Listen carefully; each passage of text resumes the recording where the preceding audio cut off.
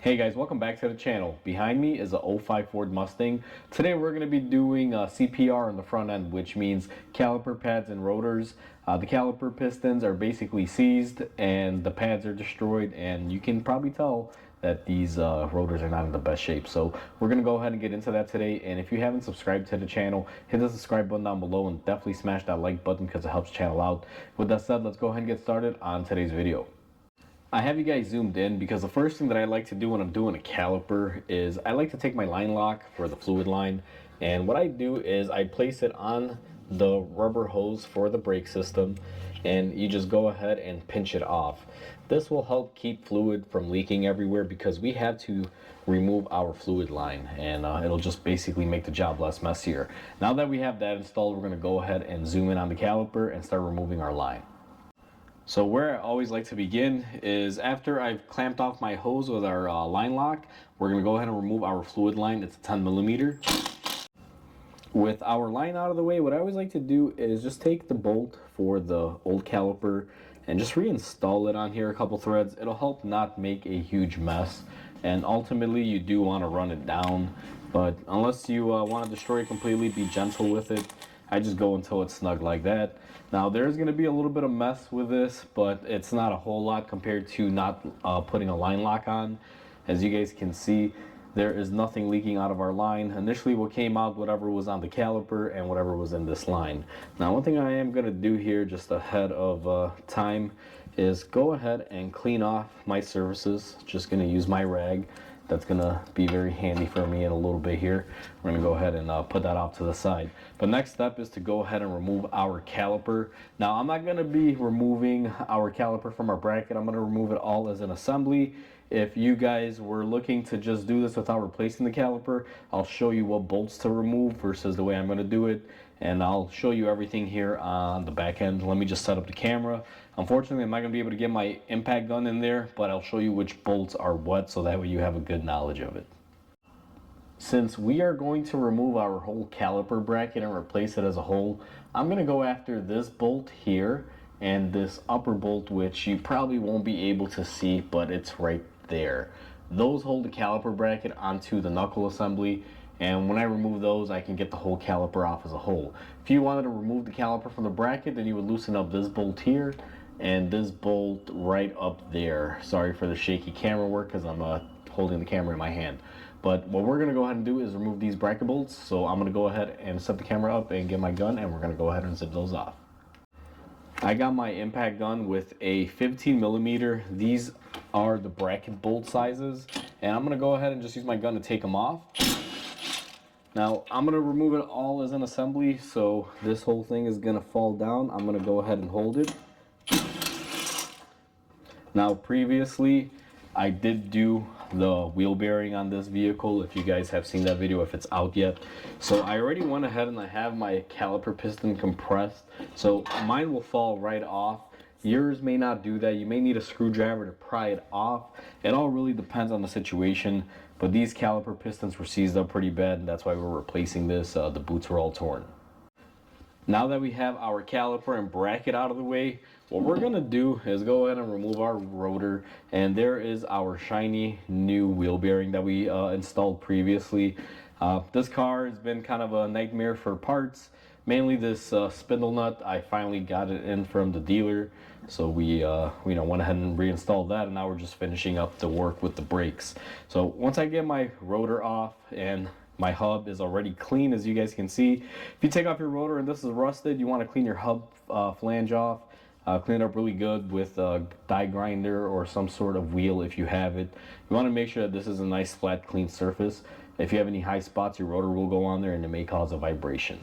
So I'm going to go ahead and get some brake cleaner. We're just going to spray it down because there's a little bit of fine dust particles from the old rotor, and once we clean it up, we're going to go ahead and throw on the new rotor. What I always like to do is after you've cleaned it up or ground it, take some brake cleaner, spray it in there. If you have any dirt or anything, just kind of lightly wash it off. I had the old rotor on here because we had pulled this car out initially, and it sat for a couple days while we got parts. So now that that is all cleaned up, nice and shiny, what we're going to do is go ahead and take our new rotor. Now I don't like putting anything on these. I like to put them on dry, so I'm just gonna go ahead and put it on there just like that. Now, one quick tip: if you guys have an old axle nut where the lug nut can be flush with it, definitely recommend installing it just to hold your rotor into place. If not, you can stack a bunch of washers and do the same effect. But I always like to make sure that I put it on there, and as you guys can see, it'll hold our rotor nicely centered. So that way when we put our caliper in place, it's not fighting us because the rotor is swaying, not causing the bolts not to line up for the bracket. Now, since we are replacing the whole caliper as a whole, I'm going to take my whole caliper and just throw it on here, and then we're going to tear it apart, lubricate everything, and I'm going to make a few points on if you're not replacing your caliper, what you should be doing. But for the most part, it's going to be pretty general. So let me go ahead and grab the new caliper. Okay, so we have our new caliper in hand, as you guys can see. Now, it's not brand new, it's remanufactured, but good as new, right? So we're gonna go ahead and take our caliper, we're going to place it into our knuckle assembly here and take our bolts, and we're just going to go ahead and tighten this up here. Now I'm gonna install my lower bolt here as well, and I'm going to go ahead and torque my bolts into place for my bracket. I'm going to go ahead and do that. I'll bring you guys back in. We'll take the caliper portion off the bracket, and we're going to lubricate, clean, and do a few things on here. Now that we have our caliper bracket nice and tightened up there and torqued, we're going to take our gun and we're going to remove the bolts that hold the caliper onto the bracket on the slide pins. So we're going to remove our top and our bottom. Now be careful, make sure you hold it. This thing will fall out of place. And typically what will happen is it comes off just like that. So now that we have that off, we're gonna go ahead and just push it onto the side. We will be dealing with this thing here in a second, but for right now we're gonna mainly focus on the pins, and I'm gonna go over a few things. So I have you guys zoomed in on the bracket. Now, first things first, if you are reusing your caliper and you're not replacing it, you're gonna want to clean up these tings, the top, bottom, on both sides. There's a total of 4. Make sure these surface areas are nice and clean. Now, we have a new caliper. You can see these things are immaculate, top and bottom.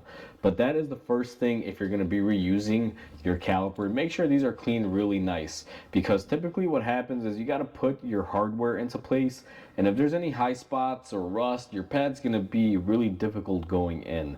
So always just take care of it before it's an issue.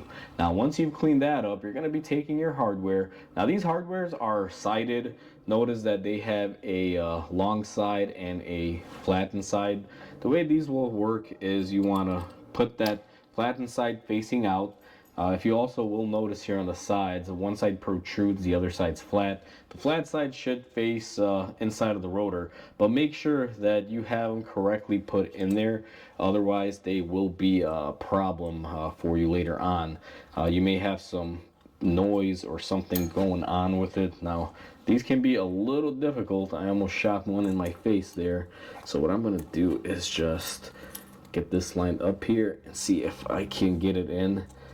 They do have a little bit of spring pressure, so if they do fight you going in, it's kind of a common thing.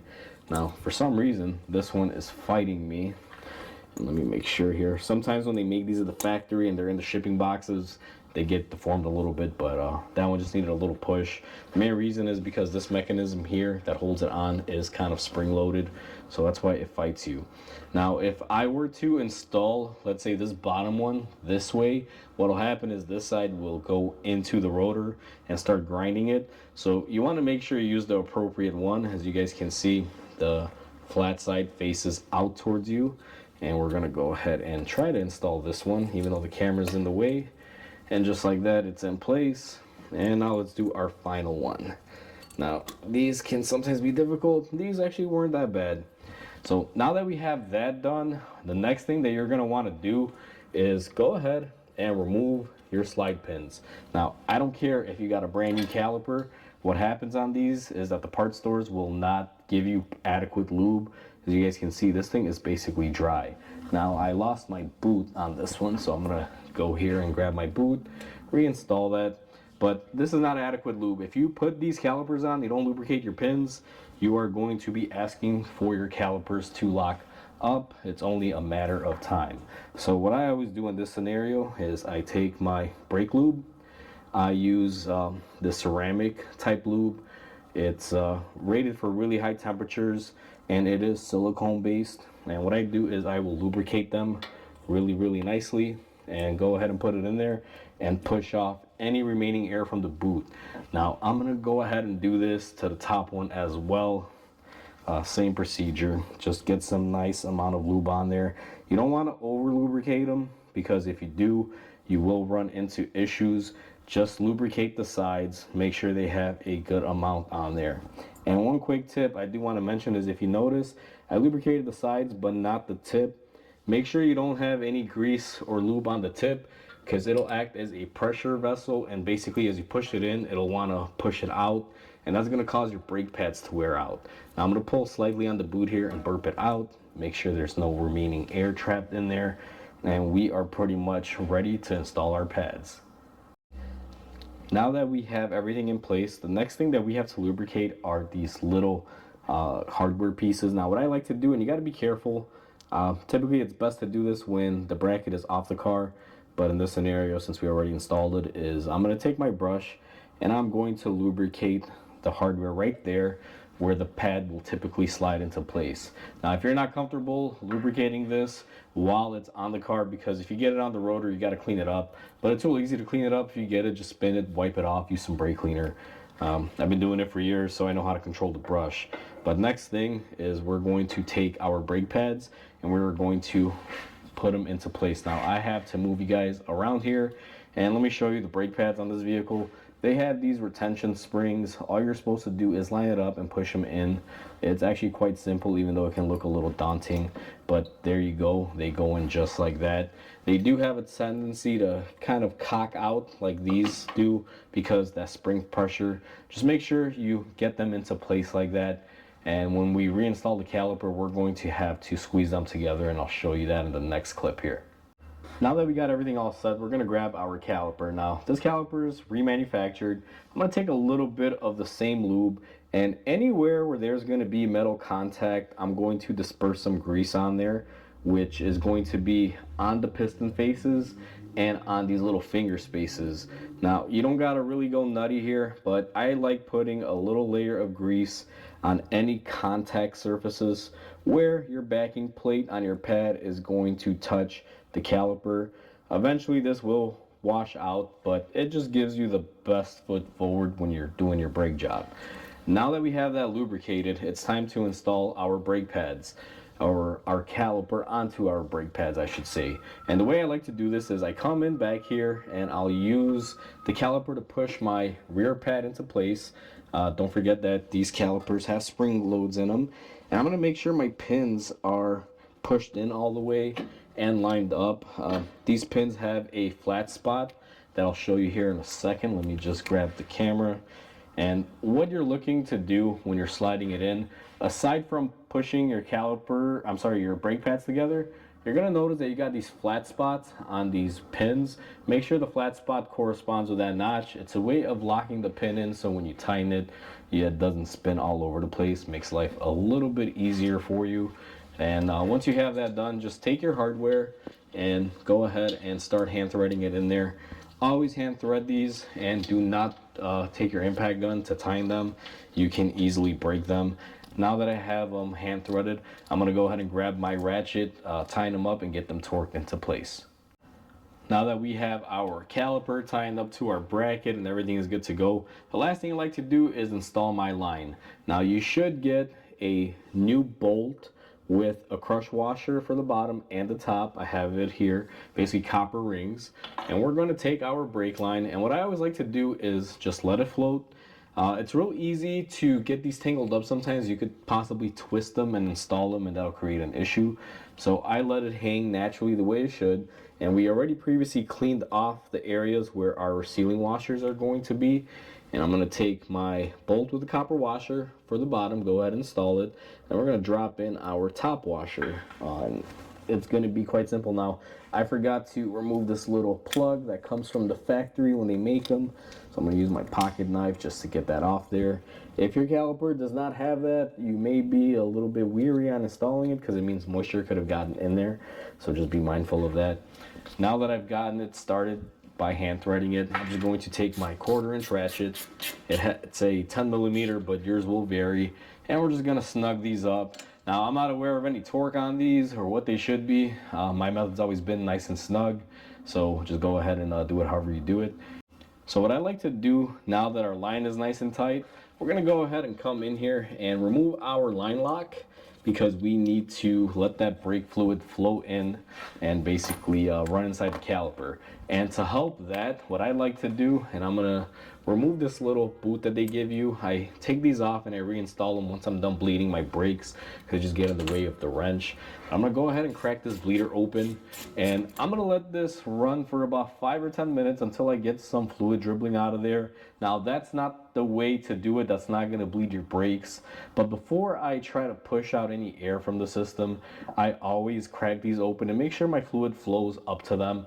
At least it pushes a majority of the air out. Now, you will have to bleed your brakes, and unfortunately I'm not going to be covering that in this video. I do have a video that covers that, whether you're doing it with the 2-person method or if you have a pressure machine. If you want to check those out, go ahead and go to my channel and you will find them there. So we are all said and done. We got our brakes bled. Everything is looking good. I did some pressure testing to make sure that everything is nice and tight. Whenever you do brakes, make sure that your pedal, you can pump it up and it holds pressure. Make sure it doesn't just go down after you're done bleeding everything. Otherwise, you may have a leak. Also, clean up your areas and make sure there's no leaks. Now, I've already gone ahead and I did all that. We bled it, cleaned it, pressure tested. Everything is golden. So we are all said and done, guys. That is how you replace the brakes on this 2005 Ford Mustang. And I just want to say thank you guys for watching. If you haven't subscribed to the channel, please comment, like, and subscribe, because it definitely helps the channel grow. And with that said, hopefully you guys have a great day, and I'll catch you guys on the next video.